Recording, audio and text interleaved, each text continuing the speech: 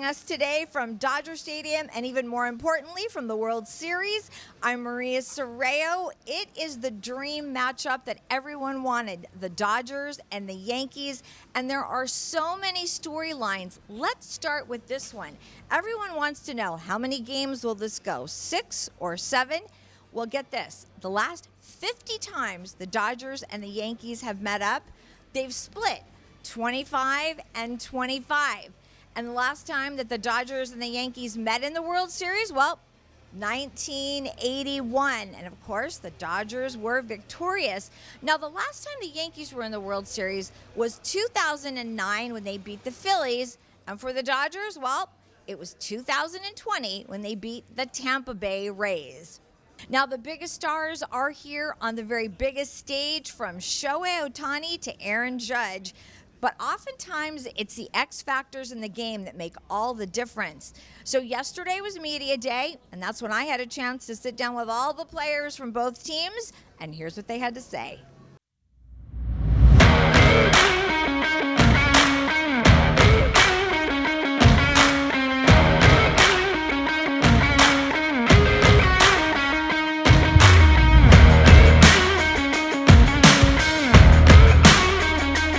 There's been so much expectation on us for so long, and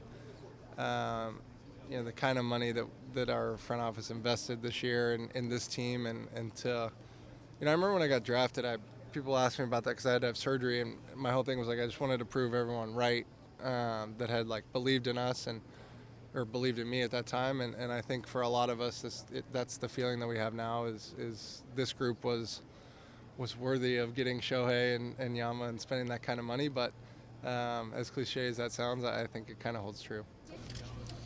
Turn off my phone.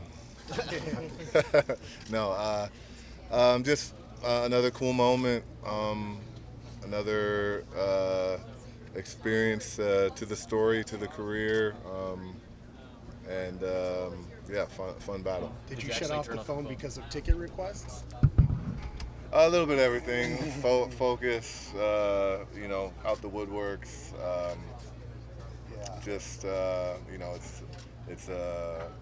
You need the most focus in this time and the least amount of distractions. This is take a step back, it's a baseball game. I don't really draw any comparisons, but when you see, like today he had PT before I got here, and he's walking everywhere, but not walking normal yet, but he's on his way. So when you see him doing exercises of balancing and stuff like he was doing today, you look down and you see a little swollen ankle, and I'm like, all right, yeah, it's not that bad, is it? But yeah, you just see a 3-year-old with a smile on his face every single day right now. He's grinding, going up 3 stairs, because we have a little 3-stair step, and to see him go up and down those using the wall, just the little things that you kind of took for granted 3-4 months ago that he's struggling to do right now, puts things in perspective. It's a baseball game. Obviously, I want to win those baseball games, but yeah, when you see your son fighting like he has the last few months, it just means everything. And it just makes you want to show your kids that you can fight through anything too. And I don't have that Guillain Barré, what he went through. I got a bad ankle, so but my ankle is causing problems in my job. So to see my kids see me fight every single day, they see my ankle wrapped and they keep going, "Daddy, still boo-boo, huh?" And I'm like, "Yeah, it's still there." But it's Max is doing wonderful. He's doing good. He'll be here tomorrow.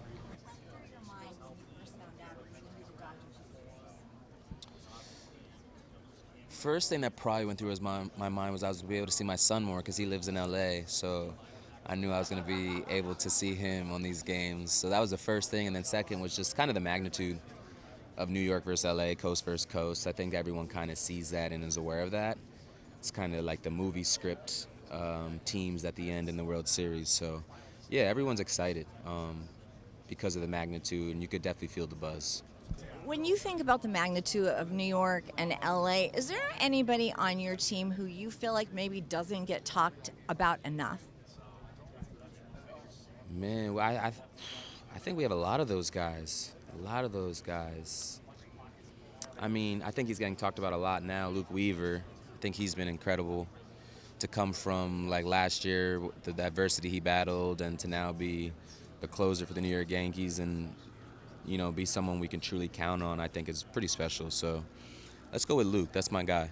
For you, what has this experience been like coming over to the Dodgers and now here you are in the World Series? Yeah, it's been amazing. You know, I was just excited to come to a great organization like the Dodgers, and who I respected so much from the outside. And you know, it's been everything I expected and more. And now to get the chance to play in a World Series, my first World Series, it's been a huge blessing. Talk about the brotherhood of this locker room, and I know that you and I actually had a chance to talk about that. What has that been like, and why is it so special here? Yeah, I mean, I think it's really cool to have a group of guys that, you know, we just care about one another and enjoy spending time with each other. And, you know, it's not like you come to the field, you get all your work done, and then just go home. Like, everybody enjoys, like, being around one another, you know, just talking about random things, not even just baseball. But it's a lot of fun to be a part of a group like that, you know. So, you know, I've enjoyed it in just my couple months here, and, you know, I'm sure next year you'll ask me, and I'll be have enjoyed even more getting to spend time with these guys. What went through your mind when you first heard it was going to be Dodgers Yankees?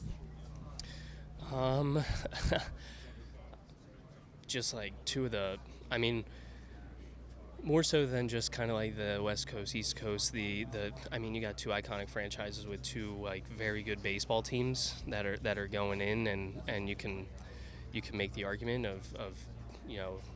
Obviously, record speaks for itself. That's two of the best teams in baseball, but you know, two of the more complete, two of the best like lineups, and it's kind of like when you look at the collection of talent on both sides, like you couldn't ask for more in a World Series. So it's gonna be real exciting, and you know, I know we're looking forward to it. Special. It's a blessing. Really can't say enough about it. You know, I don't take it for granted, but it's something that's. You know, I'm truly grateful for that I get to be in this spot, and that I've been able to be in this organization for so long, to have so many chances to get to this spot. And, you know, it's, like I said, it's a blessing, and I don't take it for granted. Talking to some of your teammates, just talking about overcoming adversities, you guys have really bonded together, especially this group. What is it about this group? You know, we've gone through a lot. We've had a lot of injuries, a lot of stuff happen off the field.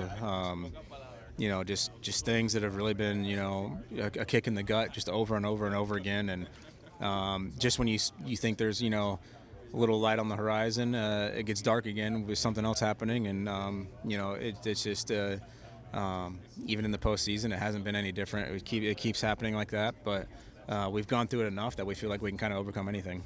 It's well, I think when we won the ALCS, we knew it was going to be epic no matter what. You either have a Subway Series or Dodgers Yankees.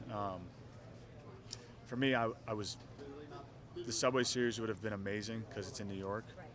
But for families and everyone to be able to travel like this, and they all stay at the hotel, and after the games you're all on the road together, I think that's such a special moment that I really appreciate. So it's two great franchises that are going to be battling to be on top. And this year has been really special because we've been through a lot of stuff, you know, on and off the field. But the character of this group is being shown every time, and I feel like the talent gonna help us win games. But the character of this group is gonna take us to the next level, and it took us here to the World Series. Now we have another week of experience with each other, and I think we're gonna enjoy it as much as we can, because that's what we're here for, trying to win this World Series and trying to be the best team in baseball. I know you guys have really bonded together during the off time. What has that been like? No, it's been amazing. We've been taking a bus to other ballparks together in the same bus, like sharing those moments, kind of like listening to music like we used to do when we were in the minors, and nothing was like this serious, you know. And I think that's what kind of separates this group from other groups that we have. And the most important part for me is like we make the decision of being together at these like last 3 or 4 weeks, and we always gonna be proud of it, and hopefully we can end up winning the World Series, and this is gonna be a special kind of group. Now, earlier this week, I had a chance to meet a true pioneer in our industry. Back in the 1970s, Melissa Ludtke was a sports reporter, and her assignment was to cover the Dodgers and the Yankees in the World Series. There was just one problem. She was a woman, and women were not allowed in the locker room. Now, playing the field reporter Amie Cuevas had a chance to sit down with Melissa to hear her story. Today we're at the Village Well Books and Coffee with Melissa Ludtke talking about her new book, Locker Room Talk. So this actually coincides really well with the World Series. The Dodgers and the Yankees are back in there, and you actually covered them in 1977 when they went to the World Series. Yeah, I don't think you can make this story any better than it is today, at least for me, and thinking back as I have been for years in writing this book, because it was at the World Series, the first of the two consecutive ones of the Yankees-Dodgers, 77 and 78. And it was at the first game of that series that the commissioner, Bowie Kuhn, issued his edict to me saying that even though both teams, including the Dodgers, who had taken a vote that day, had said that I had the right to be in the clubhouse and they were quote-unquote okay with it, and I'd already been reporting in the Yankees clubhouse during the American League Championship Series and the 2 games prior to that. The commissioner decided that that wasn't enough for him, that he was the only person on the face of this earth who could give permission, and as he said, permission has not been granted. And then he added, and it never will be. Did you ever wonder in the course of all of this if you'd ever get into the locker room, especially with all the work that you'd put in with some of the PR people? No, I'd spent 2 years really, first of all, learning the sport and learning how to be, really a good reporter on it. And this was my first opportunity, this World Series, where I'd actually been put on the Sports Illustrated team that was accredited to cover the series. So I was just flying high when I arrived at that game on nothing but the adrenaline of just the joy that I had in finally having this opportunity to fully report. So you can imagine that I was, enormously deflated when all that work that I had put in, all of the stuff I'd done with outside of public view, not making demands, not barging in anywhere, much more of a mother may I, much more of a gradualist. But that approach had worked. It had worked, and none of the writers in New York had even mentioned that I was in the locker room during the American League Champions. That's how gradual all of this happened. It went from me sitting just in the manager's office for probably 6 to 8 weeks. The men got used to seeing me there. And then the last 2 games of the series, the Yankees gave me a clubhouse pass. I used it only before the game when none of the players were changing out of their uniforms. Again, a very gradualist step. And it was only during the American League National Series that I did go in after the game with a number of other reporters. And as I said, no one saw this as a story. They knew me. They knew my work. They knew how much effort I'd put into doing this job as they had. And until the commissioner came down with his ban and it became not only a story but a global story, it just wasn't seemingly on the radar screen for people. Well, and they made you out to be something totally different in the media as well as in the courtroom, especially you were just trying to get access, the same access that the men had, and it became an issue of ethics and nudity. How did you even sit in that courtroom and just listen to that stuff, and then even just what was portrayed in the media? Well, the courtroom was an extremely promising moment because I had an incredibly skillful lawyer whose name happened to be F.A.O. Schwartz Jr., and yes, related to the founder of the toy store, but just an incredibly skillful lawyer. So that was really, for me, a moment where I finally felt we'd reached the hub of what we'd set out to do, which was argue this as an equal rights case. And you're very right. Up until then, my morality was questioned for even wanting to do this. I was degraded. I was mocked on Saturday Night Live, The Tonight Show. I was mocked by cartoonists who basically had players handing me underwear and saying, if you want to be equal, just throw this on, sweetie. And in fact, obviously that missed the whole point of it because it wasn't a question of being equally nude, which is what they wanted to portray. I realized that it was really about the baseball wanted it to be in the court of public opinion about the anatomy of men below the belt and the anatomy of women above the bra strap. And that's how they wanted to play it. And they basically sexually objectified me. They put me into that locker room and said the only reason I wanted it was to leer at naked men. I really simply wanted to do it. It sounds very boring compared to that. I wanted it simply so I could actually do the job that I loved. I absolutely loved that I was a baseball reporter for the leading sports magazine in the world. At the age of 24, I'd gotten the assignment, and here at the age of 26, I was ready to report my first World Series. Well, it sounds like you had a hard road, even though it was something that you loved. What kept moving you forward when it sounds like there were a lot of obstacles, or at least a lot of people trying to put obstacles in your way? I think it was the love of the game, first of all. The love of the game was so intense that it almost didn't matter the discomfort I felt as long as I was around the game. And I was around the game literally every single night and every weekend I could be.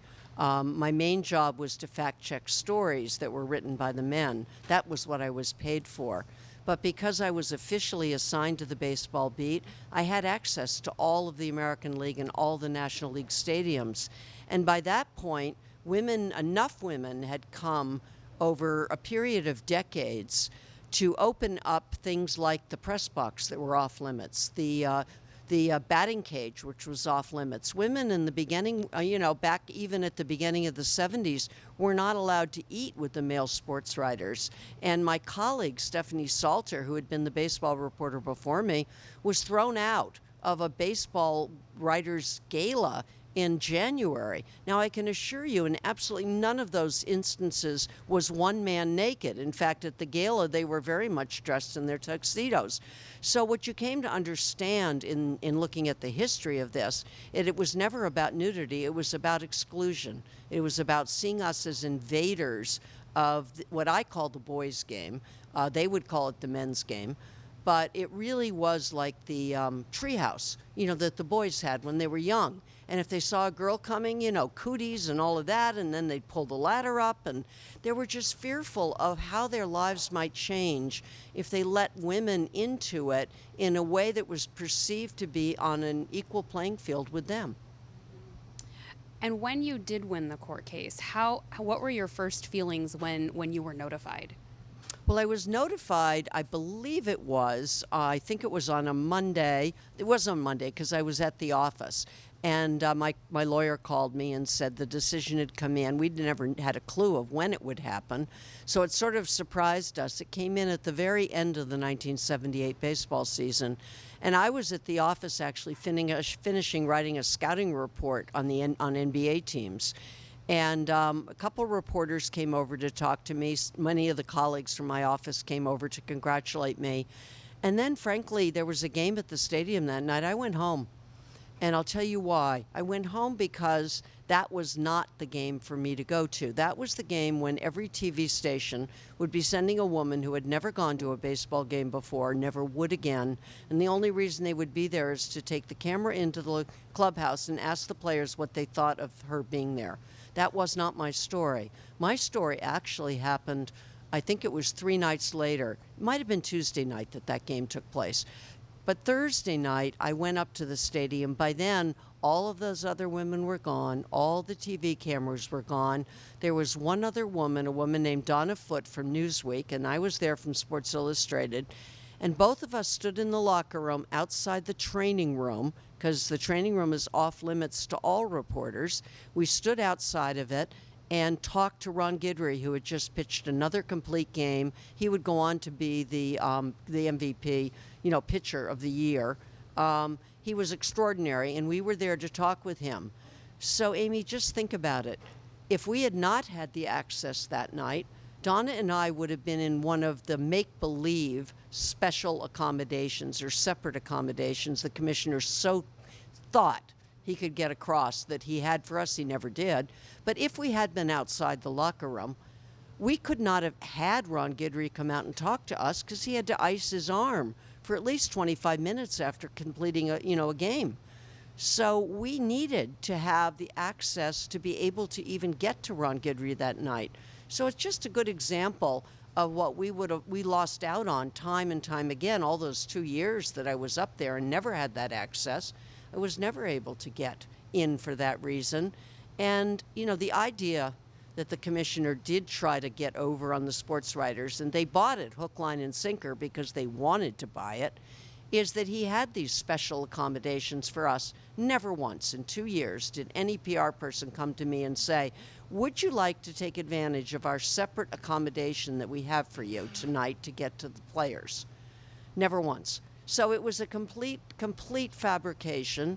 And what was really disappointing is how few of these sports writers ever even called me to ask, and they really knew that it didn't exist, but they didn't even call to ask, what is that separate accommodation like for you? Where is it? That would have been a question. Where is it? It didn't exist. And so, you know, that night with Ron Guidry really made me understand in some ways practically why I'd fought for what I did. Well, I'm so grateful you did, because that's the reason that many of us get to go into the locker room, the clubhouse, the dugouts with much freer access. With that in mind, we've come a long way, but I know that there's still more that we can do. Looking back, what do you think about everything that you went through and how that impacts women today, even still? It's hard to remember back all those years to exactly what I went through, but I did reflect long and hard and try to portray some of the challenges that confronted me by being the person who was in the bullseye. It wasn't fun, and it really did affect my personal life in ways that I think I write incredibly honestly about in the book. And that is not to complain about having gone through it, is to really explain what it's like. For women, any women, I mean, sports is a particularly tough domain for women. It's still viewed as a man's world. But, you know, to get to your point and try to, you know, jump this up to a little bit more of an optimistic note, I am so happy when I see women off of the sidelines and into the broadcast booths today, because that is really, as we've seen the diminishment of newspapers, we've seen so much stuff go digitally. It's really become a visible media, really, in terms of where the most people get their idea of what these games are about and who's calling them. So we've achieved a lot. I mean, we've gotten, you know, that one woman at least up in the broadcasting booth in each of the major sports. In baseball, we now have 2 women actually doing it on TV. We have Jenny Kavner and we have Melanie Newman with the Orioles, Jenny with the A's. But we really do have to thank the woman that people are going to hear if they listen on radio to the World Series this year, and that is Susan Waldman.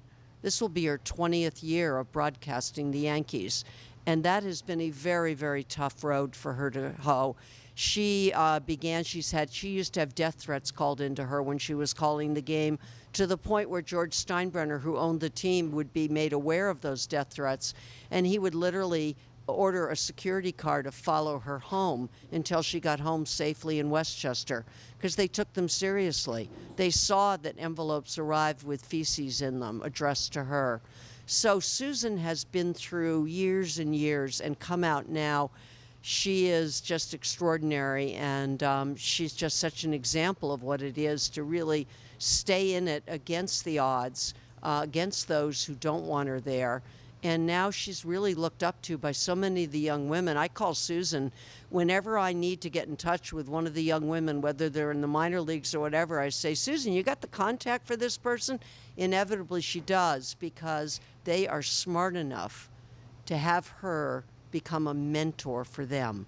And every woman who comes into this business still needs to have a mentor, needs to turn to people, and needs to really know that behind her, at her back, she has a posse of women who are going to stand up for her when the going gets tough. And it will for everyone, whether it's online, whether it's knowing of another woman who was sexually harassed in the process of doing her job, God help us, sexually abused, as some of these women have been recently. It's not unlike what's been happening with the athletes, only we hear more about the athletes. So, you know, when you turn on your TV or whatever and look at the games and you see women up there, just understand they've gone through a lot to get where they are. And I'm so grateful that I had a small role in originally opening the doors years ago And just to see the generations walk through is just incredibly heartening. And when we come back, it's more from Dodger Stadium and the World Series. You're watching Playing the Field.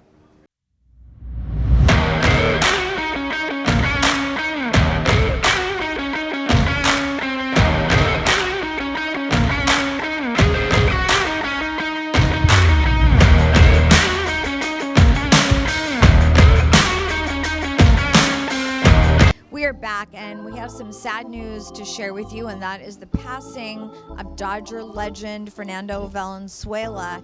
And as you can see during this World Series, many flowers are laid all around where we see pictures of the great Fernando. Many of you know him as a great pitcher. I'm so glad and blessed that I got to know him in the broadcasting booth for many, many years now. He was a great friend, and I will surely miss him, as I know all of you will as well. And so strange, but the timing of this, think back, in 1981, that is when Fernando beat the Yankees and helped the Dodgers to win that World Series. And I'm sure the gates of blue heaven are opened wide for you, my friend.